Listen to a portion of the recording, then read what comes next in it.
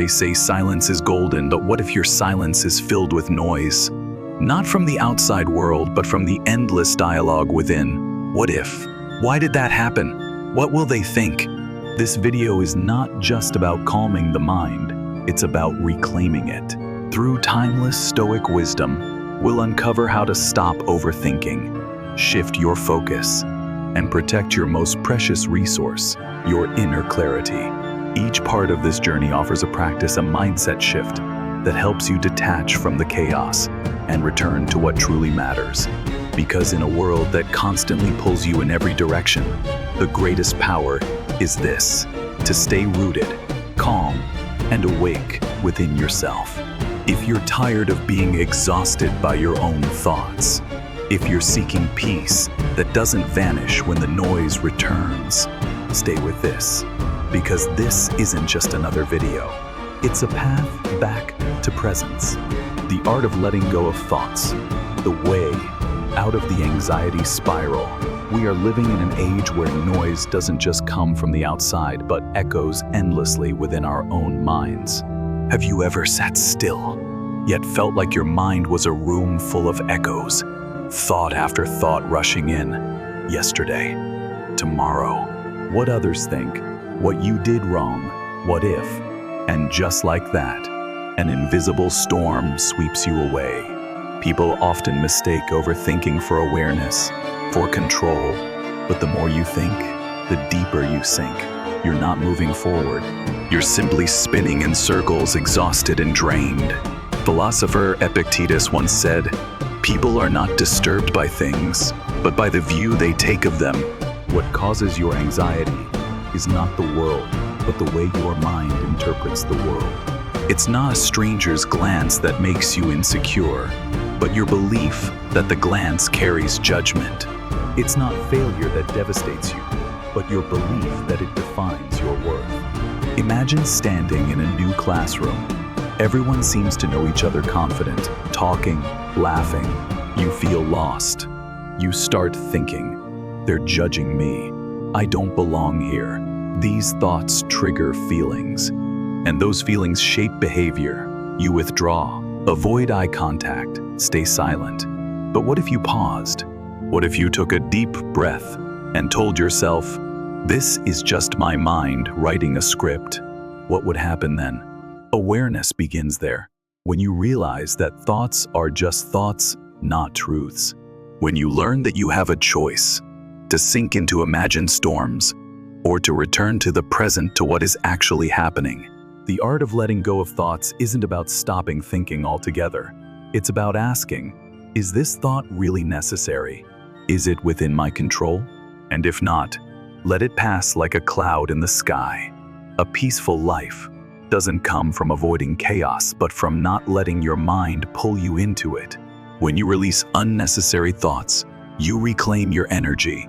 You no longer waste it on what you cannot change. You begin to feel lighter. And in that lightness, you start to see more clearly what truly matters. Thinking less isn't weakness, it's strength.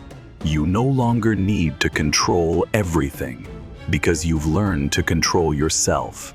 And when you step out of the storm in your mind, you'll see that the outside world was never as frightening as you thought. Inner stillness, the source of peace and clarity.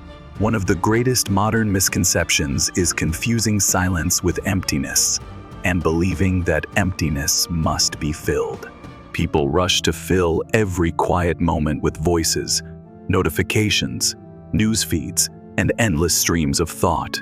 They fear stillness, as if they fear themselves, because when the outside world goes quiet, they're left face to face with their inner world.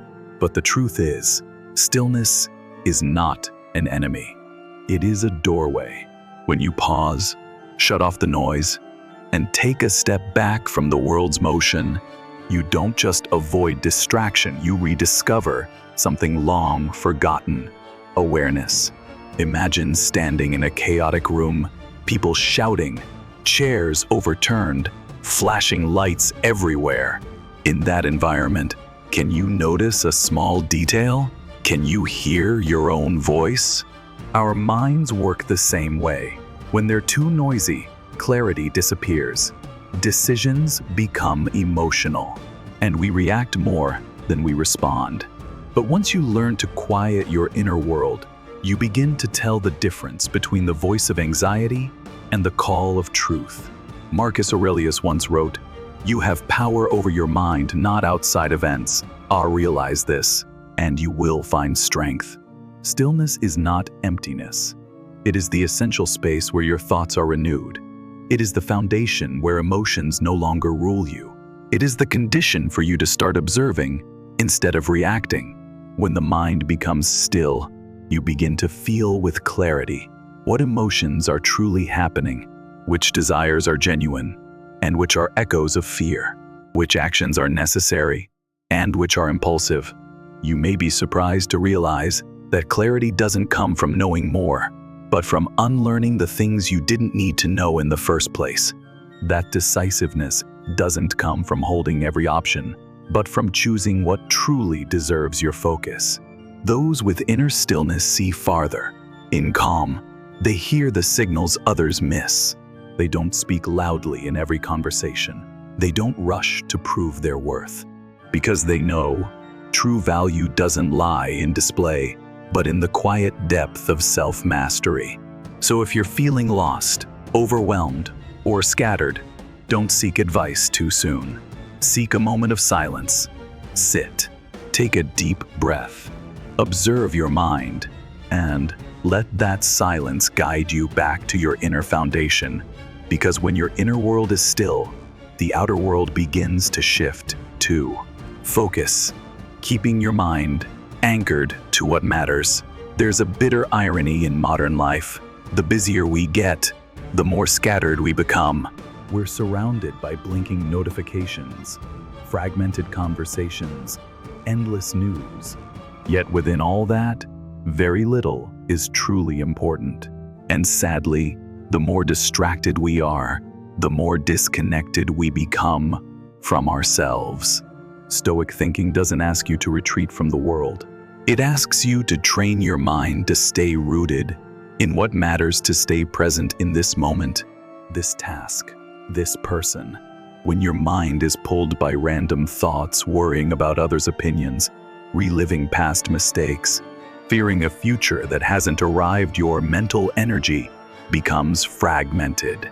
And the result is a fatigue you can't explain. Marcus Aurelius wrote, "Do not waste what remains of your life in speculating about others." Don't let your mind be set adrift, as though you had no goal. The journey of self-mastery begins with bringing your attention back to where it belongs. It's not about doing more. It's about choosing the right thing to do and showing up fully for it. When you focus, you don't just become more effective, you rediscover inner peace. You stop racing to keep up with the world's urgency. You begin to slow down, not to fall behind, but to live more deeply. Focus isn't natural. It is a discipline of the mind. It requires you to say no to the trivial, so you can say yes to what's truly meaningful. Ask yourself before every action, is this truly worthy of my attention? If not, don't give it your precious mind. And if yes, give it your whole self. Because the most powerful outcomes in life come not from doing many things, but from pouring yourself into a few things that are worth living for. Tempered thinking, the root of calmness and inner strength. In a world where everyone rushes to express, to react, to chase the next thing, temperance becomes a quiet kind of power. Not flashy, but formidable. Tempered thinking, in the spirit of the Stoics, is not forced suppression. It is conscious discernment. It's the ability to know what deserves your thoughts, what's worth saying, and what emotions are worth engaging with.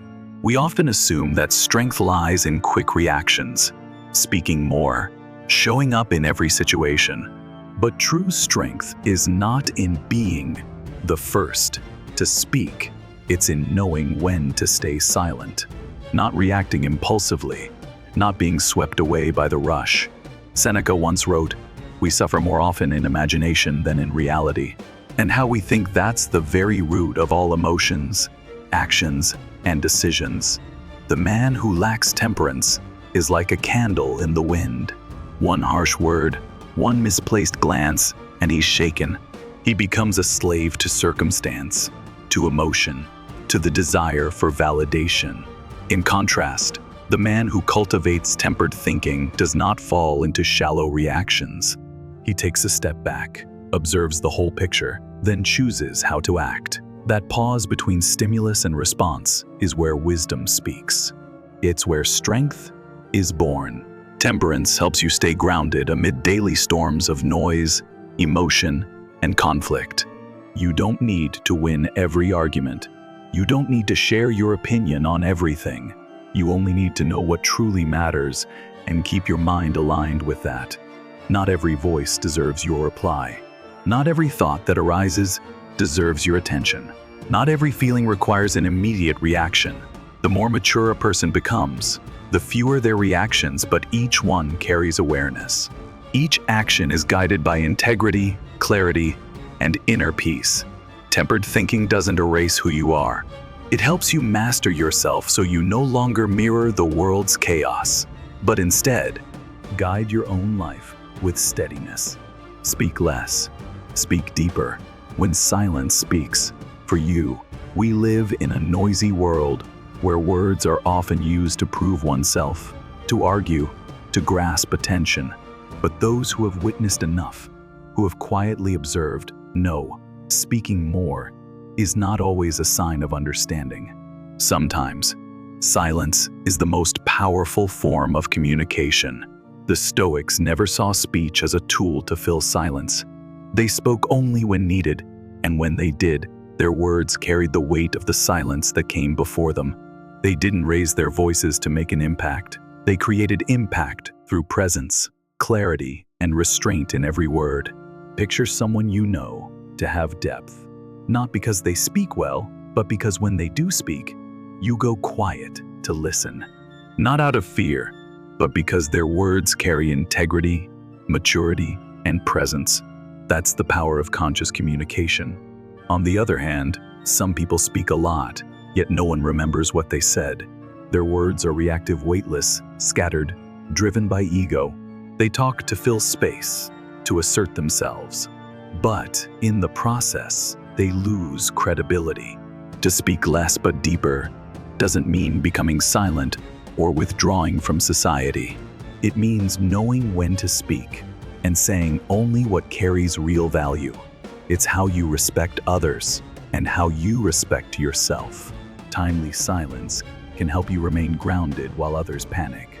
It can steer you away from pointless conflict. Most importantly, it gives you time to answer the real question in every situation. Is this truly worth speaking up for? A true leader doesn't need to speak much to make an impact. A true friend doesn't need to talk all day to prove their care. And a person of depth doesn't need to explain themselves to be understood. Because sometimes, silence is the deepest form of communication. It doesn't echo outward, but it reaches straight into the mind of the listener, where words often can't. Respect doesn't come from words, but from the way you show up. Have you ever met someone who says very little, but the moment they walk into a room, the atmosphere changes? Not because they are powerful, not because they try to stand out, but because they bring a quiet, grounded energy, one that makes others instinctively pause, listen, become more aware, even show respect. In today's world, where people rush to assert themselves through words, posts, and endless debates silent, steady presence is a rare form of influence. And the Stoics understood this deeply. You don't need to say you deserve respect. If you truly carry strength, others will sense it through how you walk, how you look, how you respond to challenge, and how you remain silent when others scramble to be heard. The more mature you become, the more you realize respect isn't earned by convincing others, but by mastering yourself. That's why Stoic philosophers like Marcus Aurelius and Epictetus taught, stay true to your values, and do not let praise or blame shake you. When you can stay still amid chaos, when you don't react to offense, when you know when to step back from drama, that's when you show others who you are without saying a word. Presence with inner strength doesn't need titles, wealth, or power to shine. It comes from within: awareness, self-control, and moral character. You don't need to walk into a room to grab attention. When you're grounded, people will notice because they can't help but notice. Remember, those who speak too much are often forgotten, but those who show up with quiet strength are remembered. You don't need to raise your voice to be heard. You don't need to argue to be seen. You only need to live truthfully, with the calm of someone who knows who they are. Because when you show up with presence and inner strength, you don't demand respect, you become someone who naturally receives it. Inner discipline, the leverage to master your life. No one is born resilient. No one becomes awakened after a single sleepless night. Every grounded man, every composed woman, every mature and deeply rooted person you've ever admired was forged from within, through something seemingly simple but fundamentally powerful: inner discipline. Discipline is not about forcing yourself to wake up early or denying yourself every pleasure. It's not just a checklist or a series of resolutions scribbled in a notebook. True discipline is the way you speak to yourself in moments no one else can see. When you're exhausted, do you still choose to do what's right? When anger rises, do you pause to breathe instead of lashing out? When you fail, do you blame your circumstances or quietly learn what must be learned? The answer to those questions, that's the true measure of your discipline. Stoic philosophy doesn't promise to help you conquer the world. It helps you not lose to yourself, because the greatest enemy has never been someone else. It is our own ungoverned mind. Marcus Aurelius once wrote, "The greatest victory is to conquer yourself day after day." When you have discipline, you don't wait for inspiration to act. You act because you know every little thing you do today is a brick in the foundation of the person you're becoming. And more importantly, discipline keeps your mind clear in a chaotic world.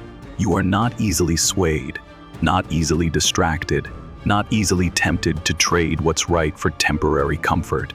Discipline doesn't turn you into a machine.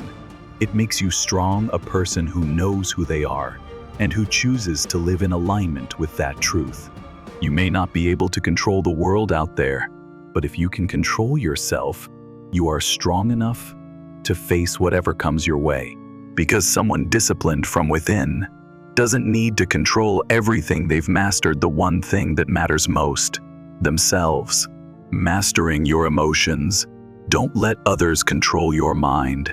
There are moments when a single comment from someone can make you angry for an entire day. A cold stare, a harsh critique, or a rejection can be enough to pull you into a pit of doubt and hurt. The world is full of triggers for negative emotions, but the more important question is, are you voluntarily handing over control of your mind to others? Stoic philosophy teaches one simple yet profound truth: no one can hurt you unless you allow it. Emotions don't come out of nowhere. They are the result of how you interpret the world. When someone insults you, the pain doesn't lie in the words themselves. It lies in your decision to believe those words have the power to define who you are. A wise person doesn't suppress emotions, but they don't let emotions drag them around either. They learn to observe emotions like waves rising and falling. They don't deny sadness. They don't reject anger. But they learn to stand beside those waves instead of being swept away. Strength isn't about not having emotions. It's about knowing what's going on inside you and choosing to respond consciously, not react impulsively. When someone criticizes you, do you need to strike back right away? When you feel abandoned, do you need to cling to someone just to fill the void? When emotion arises, do you act on it or wait until the waters calm? Each choice is a step either toward inner freedom or toward emotional dependency. Mastering your emotions is not easy. But every time you don't let someone else control your mental state, every time you delay a knee-jerk reaction and choose a mindful response, you are cultivating something priceless: freedom of the mind. And In a turbulent world where everyone is pulled this way and that by external chaos, the person who can master their emotions is the one who is truly free. Inward reflection, seeing your path with clarity. There's a kind of introversion that causes people to shrink, to hide inside a shell of fear and insecurity. But there's also another kind one that helps you quietly observe, mindfully listen to yourself, and walk forward with grounded confidence. The difference lies in one question. Are you turning inward to escape or to understand yourself more deeply?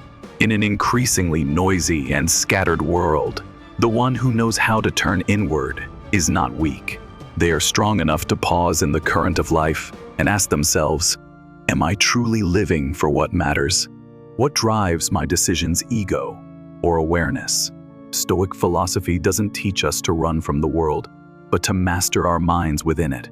Marcus Aurelius, the Stoic emperor, wrote nightly reflections not to judge himself, but to illuminate. Am I living true to my nature? Am I getting caught up in what's meaningless?